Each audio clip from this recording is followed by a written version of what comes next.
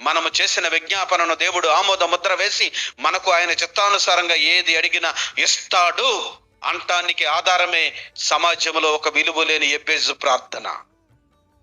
చరిత్ర లేని వ్యక్తి సుచరిత్ర కలిగిన వ్యక్తిగా మారిపోయాడు. ఏం ఎబ్బేజు, నీకు సుచరిత్ర ఎలా వచ్చిందయ్యా? నువ్వు పుట్టినప్పుడు నీ చరిత్ర గురించి దేవుడు రాయటానికి ఇష్టపడలేదు. అవును, ఆ రోజు నా కుటుంబ చరిత్ర అది. ఆ రోజున ఎబ్బేజు పుట్టే రోజుకి అతని గురించి కానీ, అతని తల్లిదండ్రుల గురించి కానీ, అతని అన్నదమ్ముల గురించి కానీ, తన కుటుంబం గురించి కానీ రాయటానికి పరిశుద్ధాత్ముడు ఇష్టపడలా. అతని ప్రారంభ దినం అది, అతని ముగింపు దినం ఘనతగా మారిపోయింది. అతని ముగింపు దినం అతడు దేవునికి ఏ ప్రార్థన చేసినా ప్రభువు వైపు చేతులు సాపి, దేవా నాకు ఇది కావాలి అంటే అది దేవుడు ఒళ్ళో పెట్టేశాడు. అదండి దేవుడు. మన దేవుడు ఘనపరిచే దేవుడు, హెచ్చించే దేవుడు, తన ప్రజల పట్ల ఏదైనా చేయగలడు.